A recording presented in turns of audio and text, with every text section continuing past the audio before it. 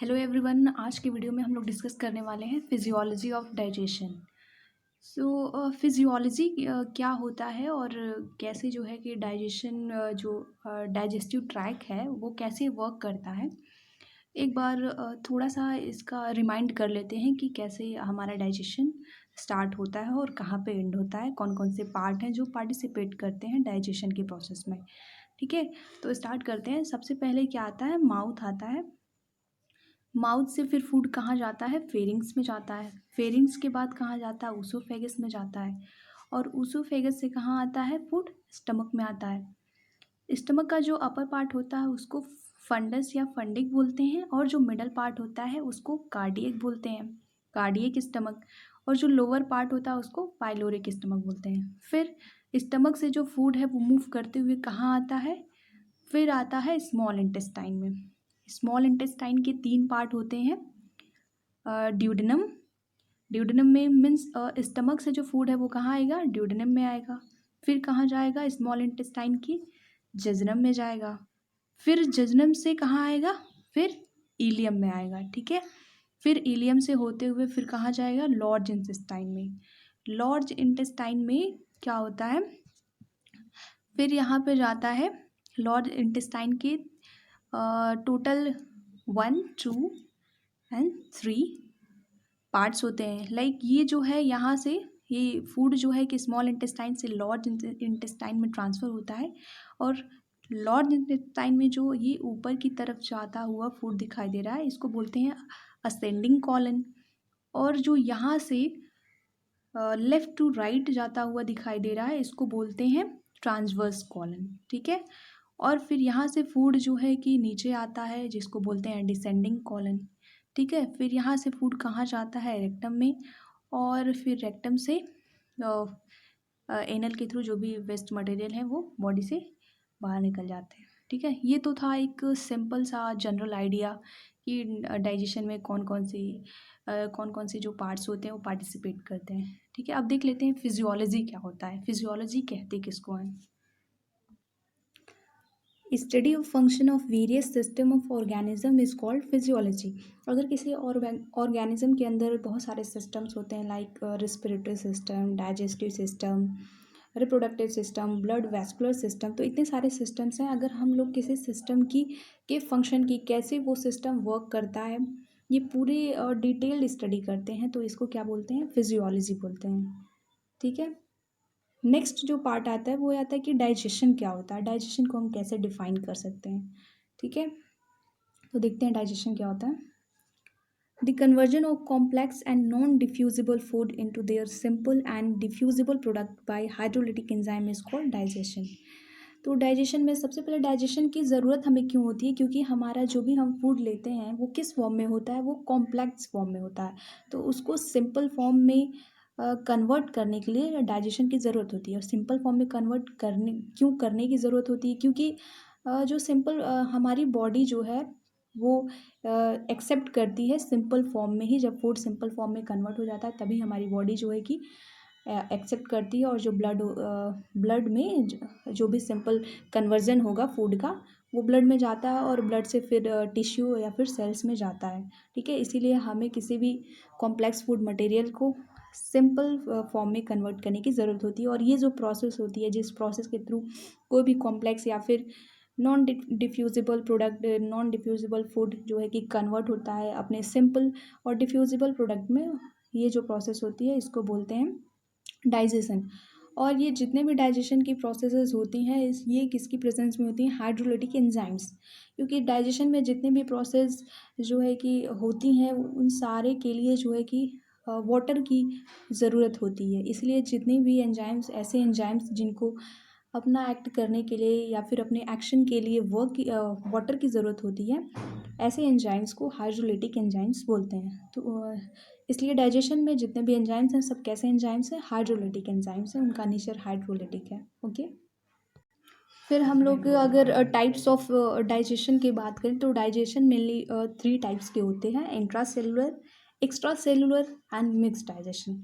Intra cellular digestion ऐसा digestion है जो कि किसी सेल के अंदर होता है। सारी प्रोसेस डाइजेशन के जितने भी प्रोसेसेस हैं सब एक सेल के अंदर होंगी, लाइक प्रोटोजोआ एंड पोरीफेरा में। ठीक है, क्योंकि प्रोटोजोआ में जो है कि एक यूनिसेलुलर ऑर्गेनिज्म होता है, इसलिए इसमें जो भी प्रोसेस होगी डाइजेशन की या फिर कोई भी प्रोसेस होगी वो किसी एक सेल के अंदर ही होगी। ठीक है, प्रोरीफेरा में भी cellular grade of body organization पाया जाता है, इसीलिए इसमें भी जितनी भी प्रोसेस होगी डाइजेशन की वो सेल के अंदर ही होगी। नेक्स्ट जो पार्ट है वो है extra cellular digestion. Extra cellular digestion जैसे कि नाम से ही पता चलता है कि ये जो ऐसा डाइजेशन है जो कि सेल के बाहर होता है, मीन्स इसके लिए स्पेशल स्ट्रक्चर्स होते हैं, लाइक एलिमेंट्री कैनाल होती है जिसमें डाइजेशन की पूरी प्रोसेस होती है। ठीक है, और ये कहाँ से स्टार्ट होता है, फ्रॉम प्लेटी हेलमिन्थिस टू मैमल्स तक ये जो है कि ये डाइजेशन एक्स्ट्रा सेलुलर डाइजेशन पाया जाता है। मिक्स्ड डाइजेशन में क्या होता है, मिक्स्ड डाइजेशन में दोनों टाइप के डाइजेशन पाए जाएंगे, like intra cellular and extra cellular digestion, और इसका एग्जाम्पल जो है सिलेंट्रेटा में पाया जाता है। ठीक है, फिर हम लोग बात करते हैं digestion in mammals.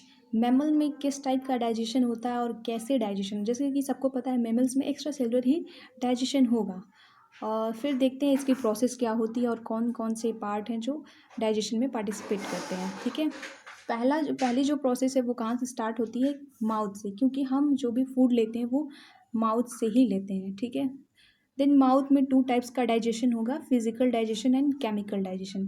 Physical digestion means physically food को चबाना और उसको छोटे छोटे पीसेज में तोड़ना, ये प्रोसेस होती है। ये प्रोसेस किसके थ्रू होती है, टीथ एंड टंग, ये क्या काम करती हैं, मैस्टिकेशन प्रोसेस। ठीक है, अगर आपको कन्फ्यूज़न है कि मैस्टिकेशन प्रोसेस क्या होती है, तो मैस्टिकेशन प्रोसेस एक ऐसी प्रोसेस है जिसमें फूड के बड़े बड़े जो पीसेस हैं उनको छोटे छोटे स्मॉल पीसेस में जो है कि ब्रेक डाउन किया जाता है। ठीक है, ये जो प्रोसेस है इसको मैस्टिकेशन प्रोसेस कहते हैं।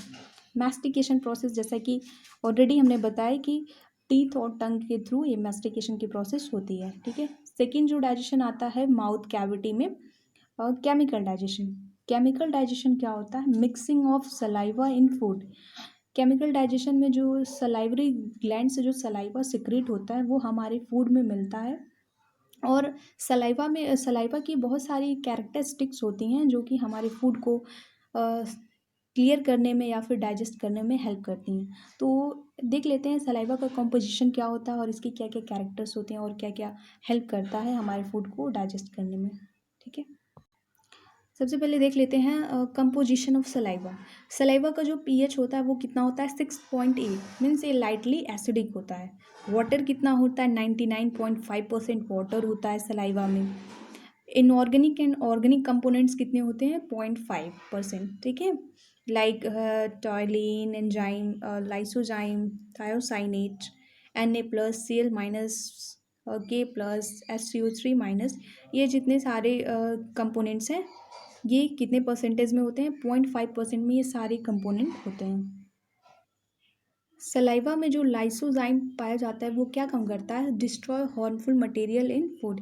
जितने भी हार्मफुल मटेरियल्स होते हैं फूड में वो डिस्ट्रॉय करता है लाइसोजाइम। ठीक है, थायोसाइनेट क्या करता है, thiocyanate has anti microbial activity.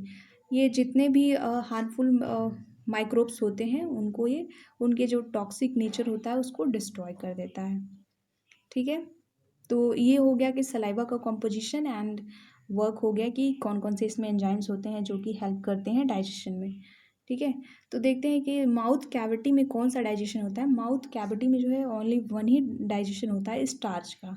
जो स्टार्च होता है वो टाइलिन एंजाइम और सलाइवरी एमाइलेज की प्रेजेंस में माल्टोज में कन्वर्ट हो जाता है। ठीक है, लेकिन स्टार्च का डाइजेशन जो है कि यहाँ पे कम्प्लीटली स्टार्च जो है डाइजेस्टेड नहीं होता है, यहाँ पे सिर्फ 30% ही जो है डाइजेशन होता है स्टार्च का। ठीक है, और माउथ में प्रोटीन या फिर फैट्स का डाइजेशन नहीं होता है क्योंकि यहाँ पे ऐसे एंजाइम नहीं प्रेजेंट होते हैं जो कि प्रोटीन या फिर फैट को डाइजेस्ट कर सकें। ठीक है, इसीलिए माउथ में सिर्फ एक ही डाइजेशन होता है स्टार्च का।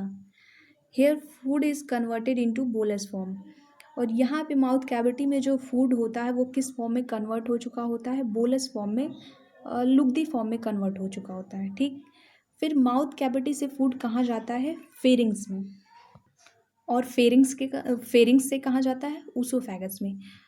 फेरिंग्स और ऊसोफेगस में जो है कि फूड जो होता है वो रहता नहीं है काफ़ी देर तक, ये सिर्फ एक कंडक्शन का काम करते हैं फूड को जो है स्टमक तक पहुंचाने के लिए। These parts work of conduction means deglutition process occurs. ये क्या करते हैं, सिर्फ स्वेलिंग प्रोसेस यहाँ पे होती है, ठीक है। मीन्स एक रूट का काम करते हैं जिससे कि फूड जो है स्टमक में पहुंच जाए। और यहाँ पे ना तो कोई एंजाइम्स प्रेजेंट होते हैं और ना ही यहाँ पे फूड काफ़ी देर तक रहता है, इसीलिए यहाँ पे कोई भी डाइजेशन नहीं होता है।